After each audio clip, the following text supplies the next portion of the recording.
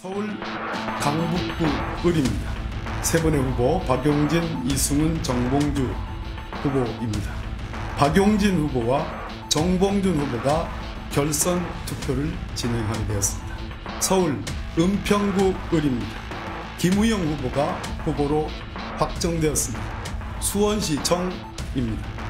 김준혁 후보가 후보로 확정되었습니다. 성남시 중원구입니다. 이수진 후보가 후보로 확정되었습니다.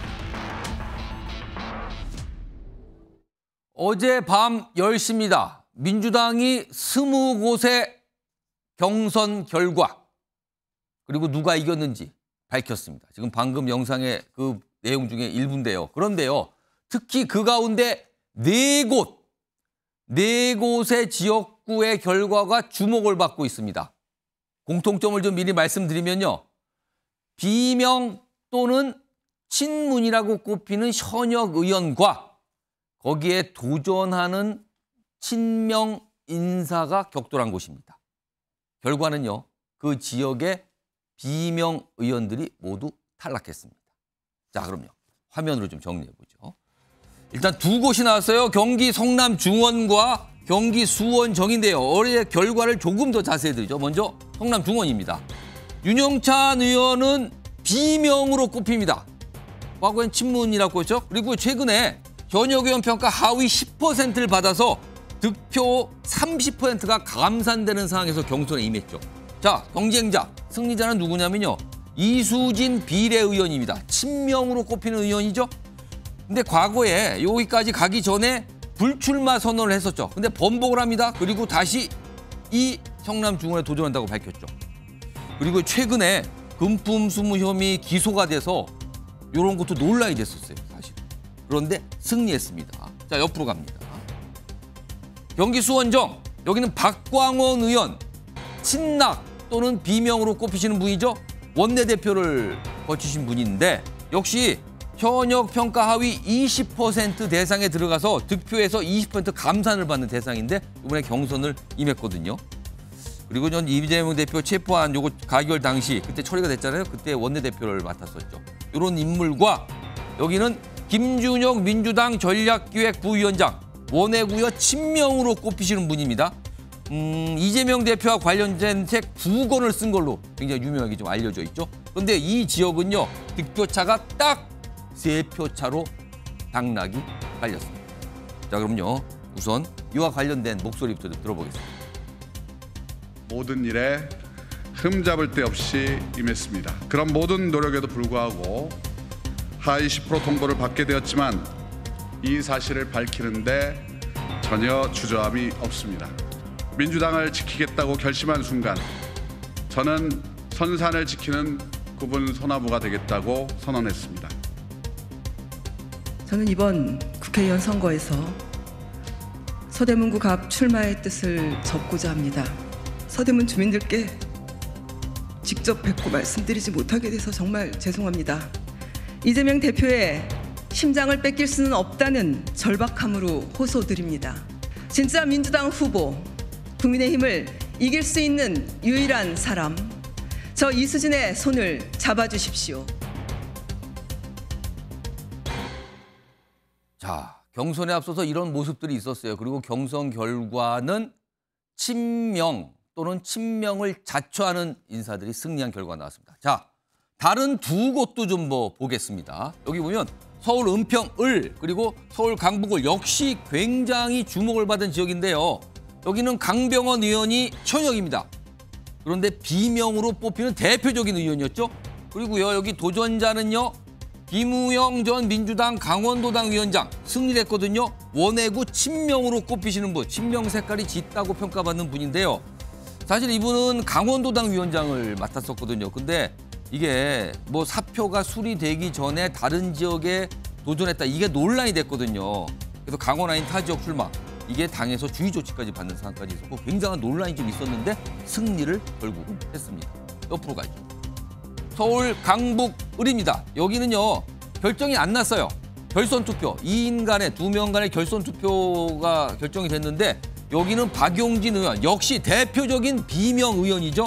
현역 평가 하위 10% 대상 감점이 30%입니다. 자, 그리고 여기에 도전하는 정봉주 민주당 교육연수원장 원외고요. 대표적인 친명 인사를 꼽히고 있다. 이런 상황인데요. 특히요. 김우영 전 강원도당 위원장 관련해서 여러 가지 그동안 얘기들이 있었거든요. 그 목소리 좀 들어보겠습니다. 네, 관련해서 홍익표 원내대표도 뭐 의견이 있었습니다. 의견 자체는 뭐 그렇다고 볼 수 있습니다. 가결 사태의 주된 역할을 한 그 정치인이 제가 있었던 은평 을구의 정치인이었기 때문에 이제 강병원 의원 염두에 두고 면전에 마태복음을 낭송하고 십자가에 못 박혀 돌아가시는 예수처럼 헌신하고 죽어라. 그런 메시지를 남긴 그런 행태에 대해서 그것이 자객이죠. 따지고 보면. 뭐 결선 갈 거라고 생각을 했어요. 왜냐하면 제가 하위 10%라고 하는 난데없는 그 이제 불공정한 상황을 처했고 그 이후로 30% 감산하잖아요. 만일에 제가 그 감산 30% 감산이 없었으면 1차에 끝났다. 1차에서 제가 가ban 넘은 건 분명하고요. 자, 손정욱 변호사.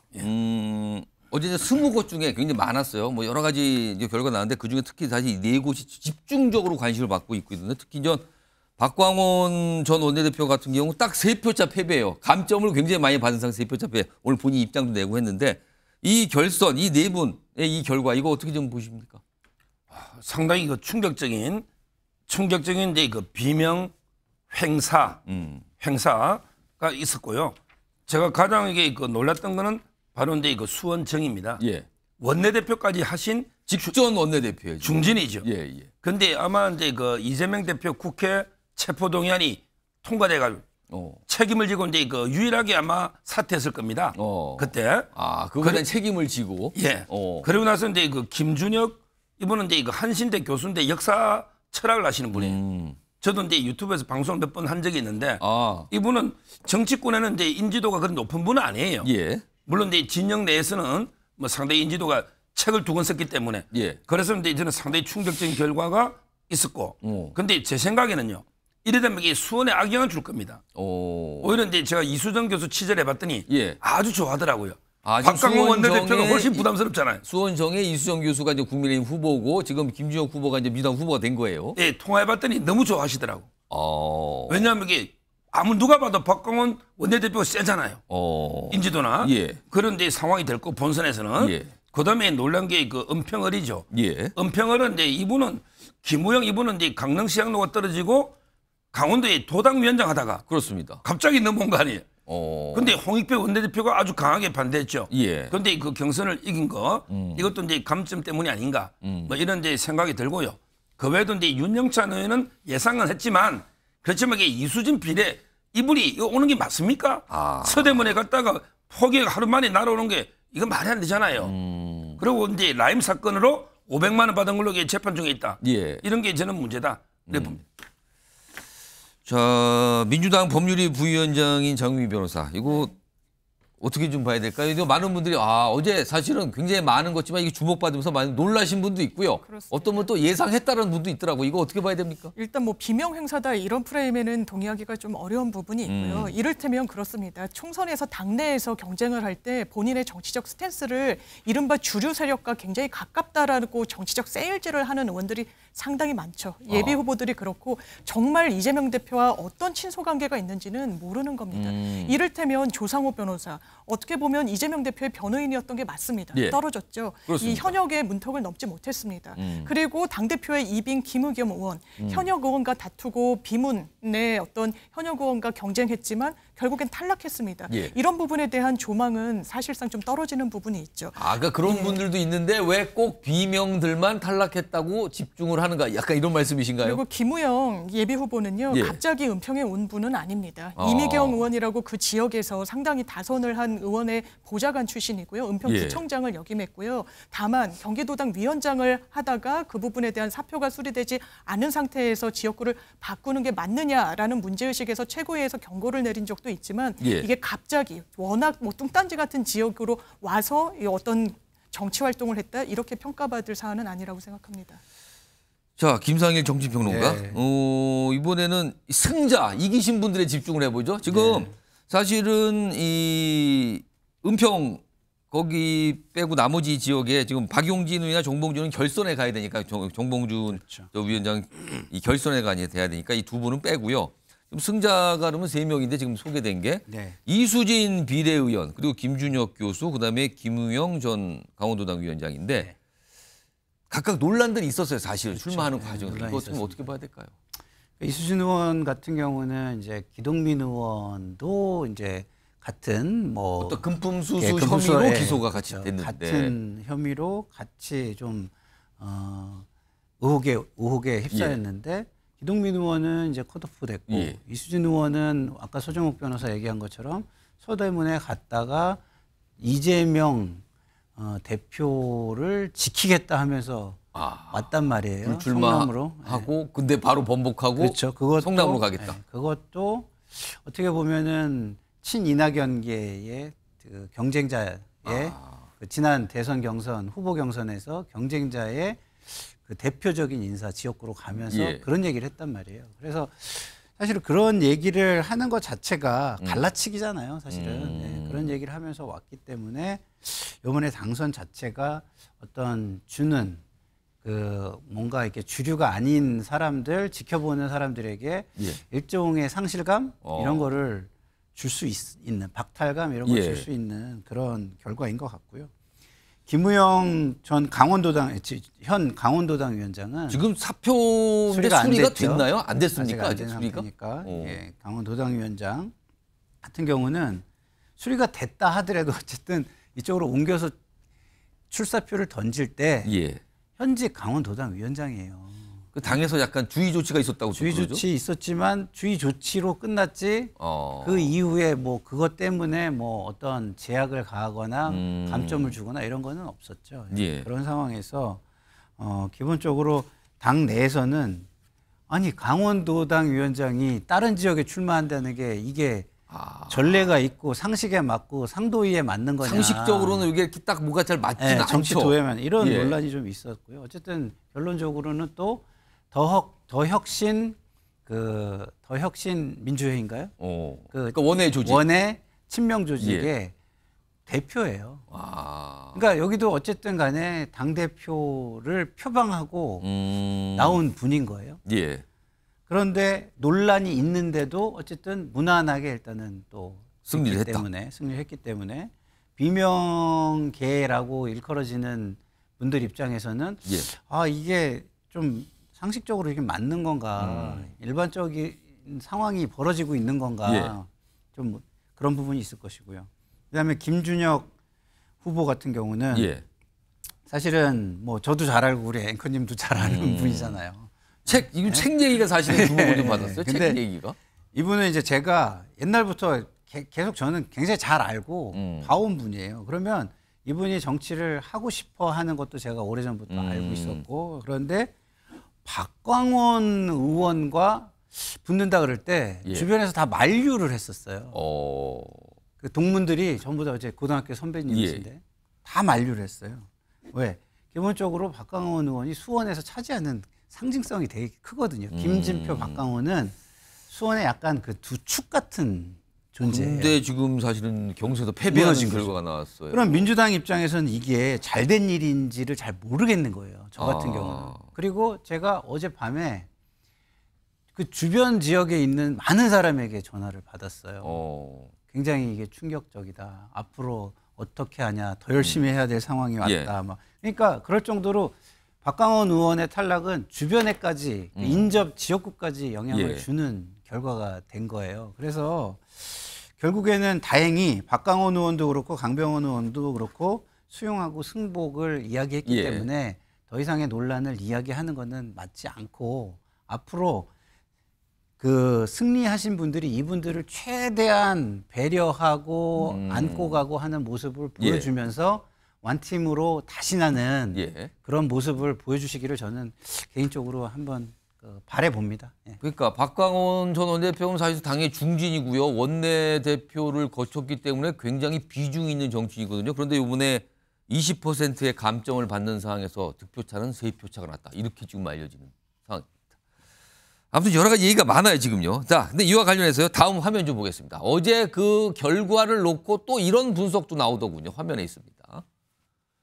자, 지난해 가을이죠. 체포동의안이 가결됐을 때, 이재명 대표 체포동의안이 가결됐을 때, 그때 이제 표결이 됐었는데 그때 찬성표를 던졌다고 의심을 받았던 분들이 계십니다. 근데 그 표결의 결과, 그 가결의 결과가 돌이켜보니까 지금 공천, 이른바 이제 비명학살, 앞서서는 뭐 컷오프도 있었고요. 현역연 평가 하위도 있었고요. 그리고 경선 결과 나오는데 이게 다 연결되고 있는데 이 결과에 어떤 결정타를 입힌 거 아니냐 이런 분석까지 나오는데 지금 당시에 의심을 받았던 분들, 이런 분들이 의심을 받았어요. 찬성한 거 아니냐. 물론 아직까지도 확인은 되지 않습니다만 일부 의원은 뭐 하셨지만 확인이 대부분 안 되는 상황인데 이걸 가지고 여러 가지 얘기들이 나왔거든요. 그럼요. 당시 상황 다시 한번 좀 불러와서 영상으로 확인해 보고요. 이와 관련해서 최근에 언급하신 분이 있습니다. 들어보겠습니다. 부결은 방탄의 길이고 가결은 분열의 길이니 민주당을 궁지로 밀어넣으려는 정치적 올감이라는 것을 대표님께서 너무 고생이 많으십니다. 아닙니다. 저는 제가 해야 될 일이 너무 당연한 일이고. 국회의원 이재명 체포동의안은 가결되었음을 선포합니다. 표결 결과가 지도부의 논의, 요청, 설득과 다른 방향으로 나왔기 때문에 책임을 지고 박광원 원내대표는 사의를 표명했고 9월 말에 이재명 체포동의안이 있었고 그 과정에서 소위 우리 당의 한 30분 정도는 가결표를 던졌고 10분 정도는 기권 무효표를 던졌지 않습니까? 저는 이 요소들이 당시에 이 공직자 평가에 반영됐을 가능성이 매우 높다. 그러니까 뭔가 그 가결 전후에 현역 의원 평가가 있는데 거기에 어떤 반영됐을 가능성이 있다. 이런 얘기가 나온 거예요, 지금요. 자, 강준혜 국민의힘 노동위원회 부위원장 나와 계신데요. 이 체포동의안 이 가결 상황과 지금의 공천 결과 이거 연결됐다고 보십니까? 아니면 그건 좀 무리라고 판단하십니까? 저는 연결됐다고 봐야 할 것 같습니다. 일단은 박광원 전 원내대표가 오늘 공천에서 탈락한 것으로 나왔는데 그때 이재명 대표에 대한 체포동의안 가결 당시에 원내대표였고 거기에 대한 책임을 지면서 사퇴를 한 부분들이 있었죠. 그런데 또 알려진 바에 의하면 그 가결 전후로 해서 의원들 간에 서로 간의 평가가 있었다는 거 아닙니까? 그리고 그때 그 결과에 대해서 이재명 대표가 얼마 전에 웃으면서 0점인 의원도 있던데요? 라고 이야기를 했던 것도 굉장히 문제가 됐었는데요. 그렇다면 그때 의원들 간의 평가에 있어서 0점을 받은 사람, 뭐 속자는 뭐 박용진 의원이네, 혹자는 동작의 이수진 의원이네 이러한 이야기들이 있었습니다만 그분들이 그 당시에 하위 20% 내에 박용진 의원 하위 10%였죠. 그 평가를 받았다는 것에 대해 스스로 밝혔기 때문에 또 그런 이야기들이 나왔던 바 있습니다.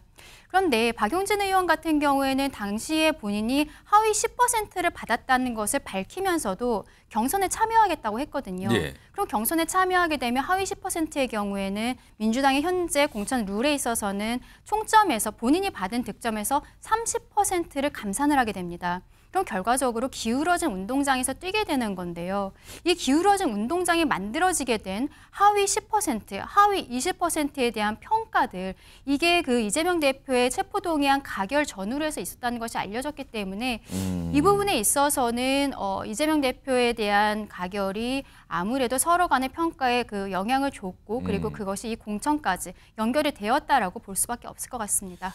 자, 민주당 소속이신 장윤미 부위원장께 질문을 좀 드려야겠네요. 지금 이 분석, 그러니까 지난해 9월에 있었던 이재명 대표 체포 동의안이 통과된 것과 당시에 찬성했다고 의심받은 의원, 그리고 최근에 공천 결과가 왠지 모르게 겹친다. 이런 시각 지금 짙게 나오거든요. 이거 어떻게 보십니까? 이를테면 박광원 당시 원내대표 같은 경우에는 가결의 책임을 지고 원내대표직에서 물러났습니다. 예. 그렇다면 본인이 사실 가결이 될 때 본인의 정치적 입지가 상당히 줄어들 걸 알면서 찬성표를 던졌을 것인가 좀 앞뒤가 맞지 않는 부분이 있죠. 다만 김성한 의원도 한 라디오 인터뷰에서 이렇게 이야기한 바는 있습니다. 그러니까 민주당이 이 하위 평가를 하는 걸 이제 여러 좀 장기적으로 다면 평가를 동료 의원들끼리 하게 되는데 예. 그중에 한 분기점이 된 게 가결 이 사안이 있었던 적은 있었다는 거죠. 그렇기 때문에 뭔가 가결표를 던졌을 것으로 예상되는 의원들에 대해서는 비교적 낮은 낮은 평가가 동료 의원들 사이에서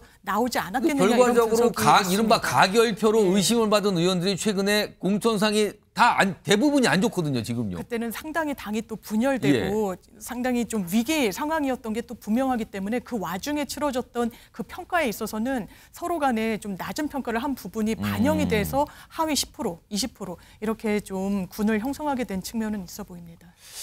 김상일 평론가. 제가 국회 되게 오래 있었잖아요. 그 원내대표 선거가 예측하기가 가장 어려운 선거입니다. 의원들이 뽑아줘야 되잖아요. 그 이유가 뭐냐면 의원들의 관계는 아무도 예측을 못합니다. 아무도 알지 못합니다. 그 얘기는 무슨 얘기냐. 이재명 당대표를 선호하지 않고가 의원들 간의 관계를 가르지 못한다고 저는 보는 거예요. 지금 김성환 의원이 하는 얘기를 그래서 저는 이해를 할 수가 없어요. 왜냐하면 그런 식이라면은요. 박강원 전 원내대표는 원내대표의 애시당초 당선될 수가 없는 사람입니다. 그러면 원래는 당선돼서 보니까 마음에 안 들어서 이렇게 됐다. 이건 아닐까요, 그럼?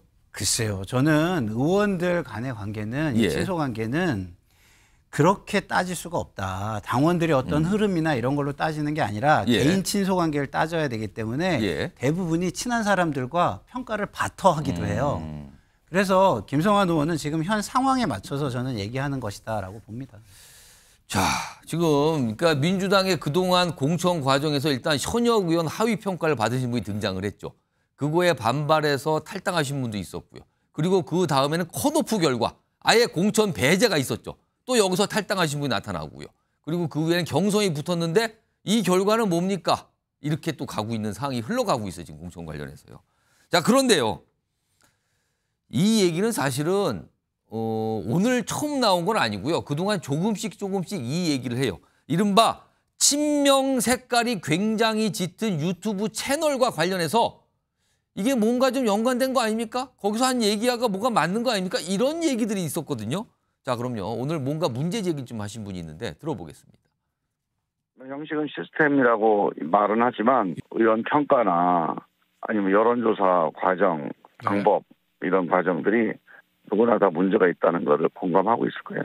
그렇죠. 그것도 있고 이제 그 과정에서 유튜브가 몇 달 동안 이제 친명 당선, 비명 낙선 선동을 해대는데 지도부가 아무런 대처를 하지 않았을 뿐더러 오히려 그거를 활용해서 이번 경선을 기획한 거죠.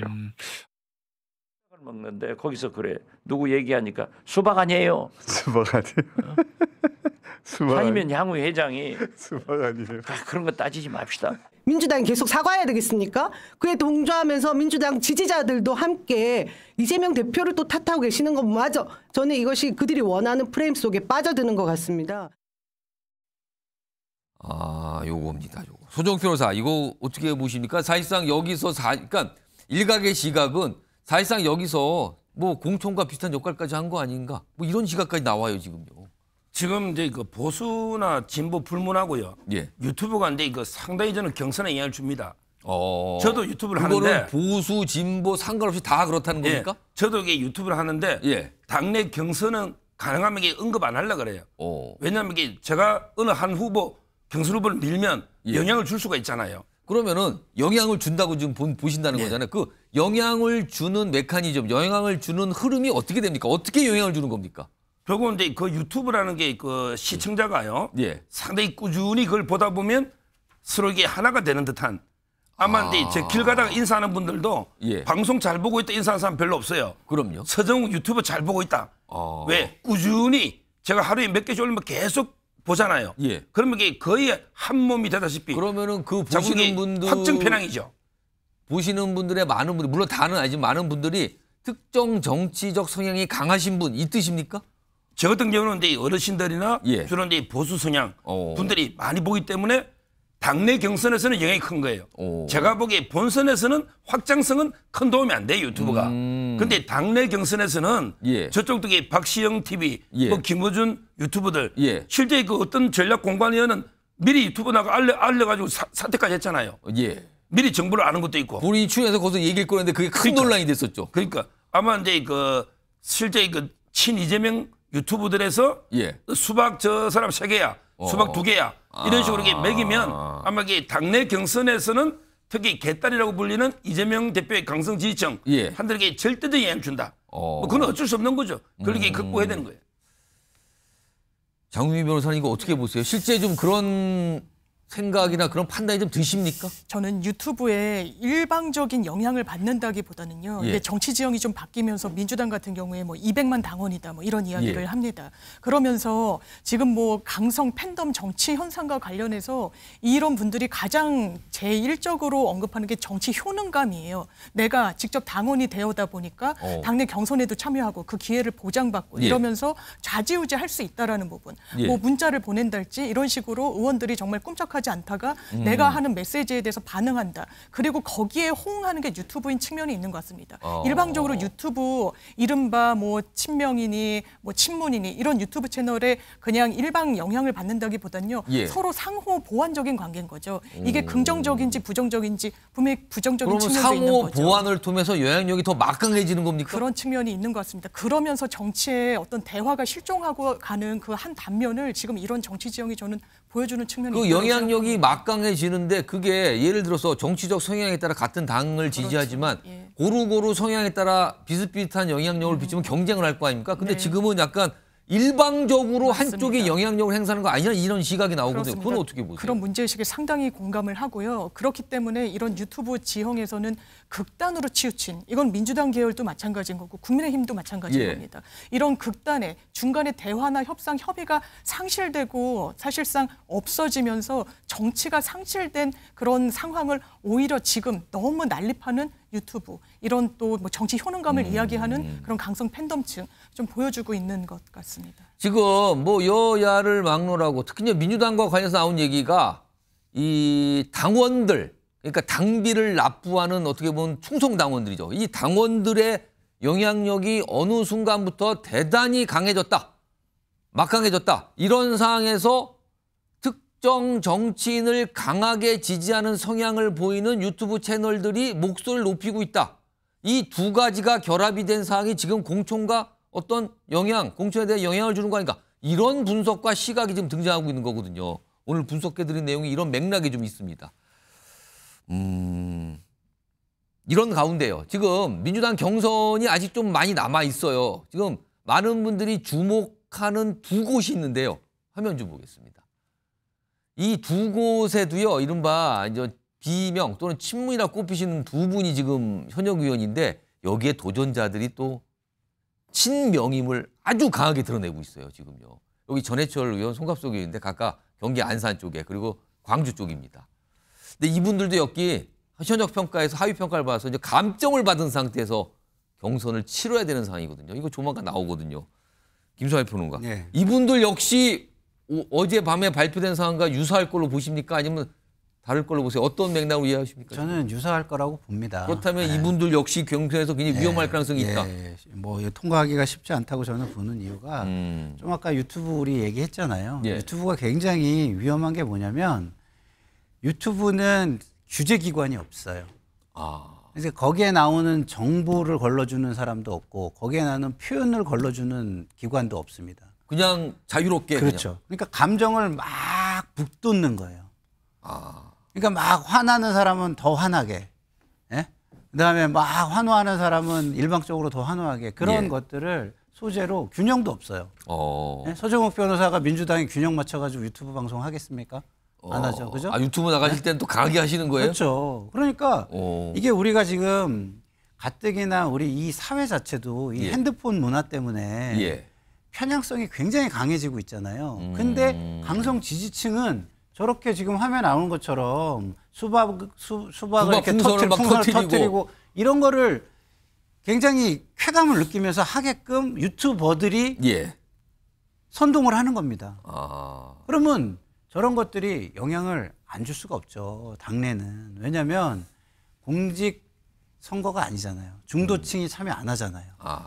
그러다 보니까 결국에는 기본적으로는 공직선거에 그래서 선거가 일반인들을 대상으로 하고 많이 참여시키고 하는 오픈 프라이머리 이런 거를 채택하는 이유가 있는 것이죠. 공직선거에 승리하려면. 그렇지만 지금 상황은 이걸 또 여론조사로 하다 보니까 일반 여론조사가 어떻게 됐는지도 입증이 안 되거든요. 그런 상황 속에서 제가 볼 때는 이전에 쭉 흘러온 그런 흐름으로 결과가 나올 가능성이 높게 저는 예측이 됩니다. 자, 어제 상황에 대해서 뭐 비명 학살이냐 아니냐 뭐 이런 거는 논란이 될 수 있어요. 그러나 최소한 비명계 의원들의 잔혹사다. 이것만큼은 설명이 가는 것 같아요. 왜냐하면 컷오프 되거나 경선에 탈락하는 경우가 지금 계속 나타나고 있으니까요.